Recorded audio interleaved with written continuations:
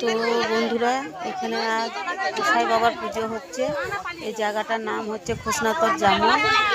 দেখো কত এখানে আমাদের বসে আছে, সব বাড়ির বউরা এসেছে পুজো দিতে, সকলেই বসে আছে। আর এই যে বাবার মন্দির পুজো হচ্ছে, এই পয়লা মাঘ প্রত্যেক বছর পুজো হয়। অষ্টমঙ্গলাতে খিচুড়ি 7 তারিখ থেকে খিচুড়ি হবে, অনুষ্ঠান, বাউল কীর্তন অনেক হয়, মেলা হয়। তো তোমাদেরকেও বলছি, তোমরাও আসো বন্ধুরা। তো দেখো, দাঁড়াও, তোমাদেরকে দেখা একটু।